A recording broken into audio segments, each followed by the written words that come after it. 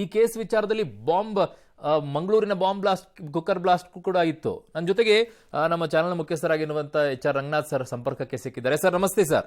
Sir, ಇವತ್ತು ನಾಯಕರುಗಳು ಒಂದು ಕಡೆಗೆ ತನಿಖೆ ನಡೀತಾ ಇದೆ, ಎಲ್ಲವೂ ಕೂಡ ಮಾಡ್ತಾ ಇದ್ದಾರೆ, ಫೇರ್ ಅದು ಒಂದು ಕಡೆಗೆ. ಆದ್ರೆ ಇನ್ನೊಂದು ಕಡೆಗೆ ಇದು ಕ್ರಿಯೇಷನ್, ಇನ್ನೊಂದು ಕಡೆಗೆ ಬಿಜೆಪಿಯ ಕೈವಾಡ, ಇದು ಪುಲ್ವಾಮಾ ಆಗಿರ್ಲಿಲ್ವಾ, ಅವಾಗ ಏನ್ ಮಾಡ್ತಾ ಇದ್ರು, ಇಂತಹ ಹೇಳಿಕೆಗಳು ರಾಜಕಾರಣಿಗಳಿಂದ ಸಹಜವಾಗಿಯೇ ನಿರೀಕ್ಷೆ ಮಾಡುವಂತ ಪರಿಸ್ಥಿತಿಗೆ ಬಂದು ಬಿಟ್ಟಿದೀವಿ ಅಂತ ಅನಿಸ್ತಾ ಇದೆ ಸರ್. ಫಸ್ಟ್ ಆಫ್ ಆಲ್, ನನ್ನ ಪ್ರಕಾರ ಕ್ರಿಮಿನಲ್ ಇನ್ವೆಸ್ಟಿಗೇಷನ್ಸ್ ನಡೆಯುವಾಗ ಸರ್ ಈ ರಾಜಕಾರಣಿಗಳನ್ನೆಲ್ಲ ಗಂಭೀರವಾಗಿ ತಗೊಳ್ಳೇಬಾರ್ದು. ಯಾಕೆ ಅಂದ್ರೆ ಯಾವಾಗ ಪುಲ್ವಾಮಾ ಅಟ್ಯಾಕ್ ಅನ್ನ ಸಸ್ಪೆಕ್ಟ್ ಮಾಡಕ್ ಸ್ಟಾರ್ಟ್ ಆಯ್ತು, ಅಲ್ಲಿಗೆ ಆಯಾ ರಾಜಕಾರಣಿಗಳ ಮನೋಸ್ಥಿತಿ ಏನಿದೆ ಅಂತ ಗೊತ್ತಾಗೋಗುತ್ತೆ. ಅರ್ಥ ಆಯ್ತಾ? ಇವತ್ತಿಗೂ ಪುಲ್ವಾಮಾನ ಅದು ಯಾರೋ ಮಾಡಿಸಿದ್ದಾರೆ ಅನ್ನೋದಾದ್ರೆ somebody should have gone to court. ಹೌದು, ಇಟ್ಸ್ ಅ ಸೀರಿಯಸ್ ಮ್ಯಾಟರ್. ಅದು ತಮಾಷೆ ಅಲ್ಲ. ಇದು ಸುಮ್ಮನೆ ಗಾಳಿನಲ್ಲಿ ಗುಂಡು ಹೊಡೆಯೋ ವ್ಯವಹಾರ ಇದು. ಹಂಗಾಗಿ ನಾವು ಈ ಟೆರರಿಸ್ಟ್ ಆಕ್ಟಿವಿಟಿ ಅಥವಾ ಈ ತರ ಬಾಂಬ್ ಬ್ಲಾಸ್ಟ್ ಗಳಿಗೆ ಬಂದಾಗ ಇವ್ರುಗಳ ಮಾತನ್ನು ಗಂಭೀರವಾಗಿ ತಗೊಳ್ಳಲೇಬಾರದು. ಫಸ್ಟ್ ಆಫ್ ಆಲ್, ಬಟ್ ಒಬ್ಬ ಸಚಿವರಾಗಿರುವಂತವ್ರು ಕ್ರಿಯೇಷನ್ ಅನ್ನುವಂತ ಶಬ್ದವನ್ನ ಬಳಕೆ ಮಾಡ್ತಾರಲ್ಲ, ಈ ಸ್ಫೋಟ ಆಗಿರೋದನ್ನ ಏನ್ ಹೇಳೋಣ ಸರ್?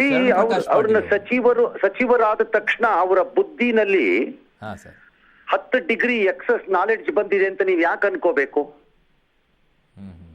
ಬಟ್ ಒಂದು ಜವಾಬ್ದಾರಿ ಸ್ಥಾನದಲ್ಲಿ ಇರ್ತಾರಲ್ವ ಸರ್? ಈ ಜವಾಬ್ದಾರಿ ಸ್ಥಾನ ಅಷ್ಟೇ.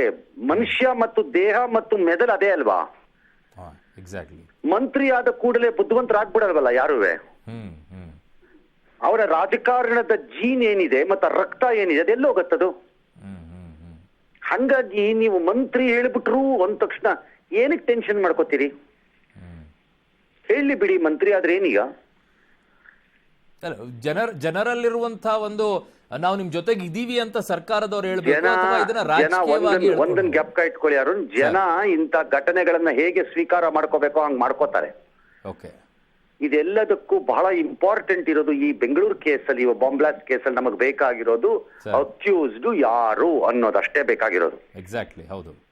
ನಮಗ್ ಅಕ್ಯೂಸ್ಡ್ ಯಾರು ಅಂದ ಮೇಲೆ ಯಾರ್ಯಾರು ನಾಲಿಗೆಯನ್ನ ಉದ್ದ ಬಿಟ್ಟಿರ್ತಾರೆ ಅದನ್ನ ಕತ್ತರಿಸುವ ಕೆಲಸ ಪ್ರಾರಂಭ ಮಾಡಬಹುದು. ಅಕ್ಯೂಸ್ಡ್ ಯಾರು ಅಂತ ಗೊತ್ತಾಗಕ್ ಮೊದಲು ನಾವು ಕೂಡ ಅವ್ರ ತರನೇ ನಾಲಿಗೆ ಉದ್ದ ಮಾಡಿದ್ರೆ ಪ್ರಯೋಜನ ಇಲ್ಲ. ಹೌದು. ಆಗ ನಮಗೂ ಅವ್ರಿಗೂ ವ್ಯತ್ಯಾಸ ಇಲ್ಲ. ಎಕ್ಸಾಕ್ಟ್ಲಿ, ಹೌದು. ಹಾಗಾಗಿ ಲೆಟ್ ದಿ ಅಕ್ಯೂಸ್ಡ್ ಯಾರು ಅಂತ ಬರ್ಲಿ, ಅಥವಾ ಅವನ ಬ್ಯಾಕ್ ಗ್ರೌಂಡ್ ಏನು ಅನ್ನೋದು ಗೊತ್ತಾಗ್ಲಿ. ಆ ನಂತರ ಲೆಟ್ ಅಸ್ ಟಾಕ್. ಅದ್ ಯಾರ್ಯಾರು ಮಾತಾಡಿದ್ದಾರೆ ಅವ್ರಿಗೆ ಅವ್ರವ್ರ ನಾಲಿಗೆ ಮೇಲಿರೋ ಹುಣ್ಣುಗಳು ಏನೇನು ಅಂತ ತೆಗೆದು ನೋಡೋಣ. ಬಟ್ ಇದರಲ್ಲಿ ಸಾರಿ, ಮತ್ತೆ ಅದನ್ನೇ ಕೇಳ್ತಾ ಇದ್ದೀನಿ ಸರ್. ಬೆಂಗಳೂರು ಬ್ರ್ಯಾಂಡ್ ಹಾಳಾಗತ್ತೆ ಅನ್ನುವಂಥದ್ದನ್ನ ಹಾಳು ಮಾಡಕ್ ನಿಂತಿದ್ದಾರೆ ವಿಪಕ್ಷಗಳು ಅನ್ನುವಂಥದ್ದನ್ನ ಉಪಮುಖ್ಯಮಂತ್ರಿಗಳು ಹೇಳ್ತಾ ಇದ್ದಾರೆ ಈ ವಿಚಾರದಲ್ಲಿ, ಈ ಬ್ಲಾಸ್ಟ್ ನಿಂದಾಗಿ. ಒಂದು ಹೇಳ್ಬಿಡ್ತೀನಿ ಅರುಣ್, ಎಲ್ಲರಿಗೂ ಚೇತರಿಸಿಕೊಳ್ಳುವ ಶಕ್ತಿ ಇರುತ್ತೆ. ಆದ್ರೆ ಹಾಗೆಂದ ಮಾತ್ರಕ್ಕೆ ಇಂತಹ ಘಟನೆಗಳನ್ನ ಕೇವಲವಾಗಿ ತೆಗೆದುಕೊಳ್ಳೋದನ್ನ ನಿಲ್ಲಿಸ್ಬಿಡ್ಬೇಕು. ಒಂದು ಘಟನೆಯಿಂದ ಒಂದು ನಗರದ ಇಡೀ ಬ್ರ್ಯಾಂಡ್ ಹಾಳಾಗತ್ತೆ ಅಂತಾನೂ ಇಲ್ಲ, ಅಥವಾ ಯಾವುದೇ ಘಟನೆ ಆಗದಿದ್ರೂ ಬ್ರ್ಯಾಂಡ್ ಬ್ಯಾಂಗ್ಳೂರ್ ಕಂಗೊಳಿಸತ್ತೆ ಅಂತಾನೂ ಇಲ್ಲ. ಯಾವುದೇ ಟೆರರಿಸ್ಟ್ ಘಟನೆ ನಡೀದೇ ಇದ್ರೂ ನಿಮ್ಮ ಹತ್ರ ಪವರ್ ಇಲ್ಲದೆ ಇದ್ರೆ ನೀರ್ ಇಲ್ಲದೆ ಇದ್ರೆ ಟ್ರಾಫಿಕ್ ಮ್ಯಾನೇಜ್ ಮಾಡಕ್ಕಾಗದೆ ಇದ್ರೆ ಆಗ್ಲೂ ಬ್ರ್ಯಾಂಡ್ ಬ್ಯಾಂಗ್ಳೂರ್ ಇರಲ್ಲ. ಹೌದು. ಬರೀ ಟೆರರಿಸ್ಟ್ ಆಕ್ಟಿವಿಟಿ ಬ್ಯಾಂಗ್ಳೂರ್ ಅಲ್ಲ, ಬರೀ ಕಾನೂನು ಸುವ್ಯವಸ್ಥೆಯು brand Bangalore, brand Calcutta, brand Mumbai, brand ಡೆಲ್ಲಿಯ ಒಂದು ಭಾಗ ಅಷ್ಟೇ. ಹಾಗಾಗಿ ಡೆಪ್ಯೂಟಿ ಚೀಫ್ ಮಿನಿಸ್ಟರ್ ಇದೊಂದರಿಂದ ಬ್ರ್ಯಾಂಡ್ ಬ್ಯಾಂಗ್ಳೂರ್ ಹಾಳಾಗ್ಬಿಡುತ್ತೆ ಅಂತಂದ್ರೆ ಅಲ್ಲ. ಹಾಗೆ ಪೂರಕವಾಗಿದ್ದಾಗ ಒಂದು ಬ್ರ್ಯಾಂಡ್ ಬಿಲ್ಡ್ ಆಗೋದು. ಬಿಸ್ಕೆಟ್ ಅನ್ನ ಸೈಜ್ ದೊಡ್ಡದ್ ಮಾಡ್ಬಿಟ್ಟು ಬಾಯಿಗೆ ಬಂದಂಗೆ ಕೆಟ್ಟದ ಕ್ವಾಲಿಟಿ ಕೊಟ್ರೆ ಯಾರು ತಗೊಂಡ್ಬಿಡಲ್ಲ ದೊಡ್ಡ ಬ್ರ್ಯಾಂಡ್ ಅಂತ. ಹಾಗಾಗಿ ಆ ರಾಜಕಾರಣಿಗಳಿಗೆ ತಮಗೆ ಬೇಕಾದ ರೀತಿ ಅದನ್ನ ತಿರುಗಿಸ್ಕೊತಾರೆ. ಈಗ ಇದೇ ಡೆಪ್ಯೂಟಿ ಚೀಫ್ ಟಕ್ ಅಂತ ಒಂದು ಡಿಸಿಷನ್ ಬರ್ಲಿಲ್ವಾ ಅವರು? ಮಂಗಳೂರು ಕೇಸ್ ವಿಚಾರ ಅವತ್ತು ಅವ್ರೇನು ಇನ್ವೆಸ್ಟಿಗೇಷನ್ ಆಫೀಸರ್ ಆದ್ರದ್ದು ಮಂಗಳೂರು ಕೇಸ್ ವಿಚಾರದಲ್ಲಿ, ಮಂಗಳೂರು ಕೇಸಲ್ಲಿ. ಅದೇ ರೀತಿ ಈಗ ನೀವು ಅವತ್ತು ಇನ್ವೆಸ್ಟಿಗೇಷನ್ ಆಫೀಸರ್ ಆಗ್ಬಹುದು ಅಂದ್ರೆ ಇವತ್ತು ಬೇರೆ ಪ್ರತಿಪಕ್ಷದವರು ಅವರು ಇನ್ವೆಸ್ಟಿಗೇಷನ್ ಆಫೀಸರ್ ಆಗ್ತಾರೆ. ಸಹಜ, ಹೌದು. ನೀವು ಅವತ್ತು ಇನ್ವೆಸ್ಟಿಗೇಷನ್ ಆಫೀಸರ್ ಆಗಿರ್ಲಿಲ್ವಲ್ಲ, ಅಮಾಯಕರು ಅನ್ನೋ ಶಬ್ದ ಬಳಕೆ ಮಾಡಿ. ಅಷ್ಟೇ. ಓಕೆ, ಈ ಬಿಜೆಪಿ ಕೈವಾಡ ಅನ್ನುವಂತ ಹೇಳಿಕೆಗೆ ಸರ್? ಬಿಜೆಪಿ ಕೈವಾಡ ಅಂತ ಹೇಳಿಕೆ ಕೊಟ್ಟಿದ್ರೆ ಅದನ್ನ ಬಿಜೆಪಿಯವರು ಕಾನೂನಾತ್ಮಕವಾಗಿ ಎದುರಿಸಬೇಕು. ಅದು ಅವರ ಪಕ್ಷದ ಬ್ರ್ಯಾಂಡಿನ ವಿಚಾರ. ಓಕೆ, ಜನ ನಂಬೋದು ಬಿಡೋದು ಆಮೇಲಿನ ಕತೆ. ಅದನ್ನ ಬಿಜೆಪಿ ಅವರೇ ಎದುರಿಸಬೇಕು. ಹೇಳಿಕೆ ಕೊಟ್ಟವ್ರನ್ನ ಎಳ್ಕೊಂಡ್ಬರ್ಬೇಕು ಕಾನೂನಿನ ಕಟಕಟೆ ಒಳಕ್ಕೆ, ಅಷ್ಟೇ. ಓಕೆ, ಕೊನೆಯದಾಗಿ ಒಂದು ಪ್ರಶ್ನೆ ಕೇಳ್ತೀನಿ ಸರ್. ಒಂದ್ ಕಡೆಗೆ FSL ಗೆ ಕಳಿಸಿರುವಂತ ರಿಪೋರ್ಟ್ ಆ ಕಡೆಗಿಂದ ಬರ್ತಾ ಇಲ್ಲ ಸರ್.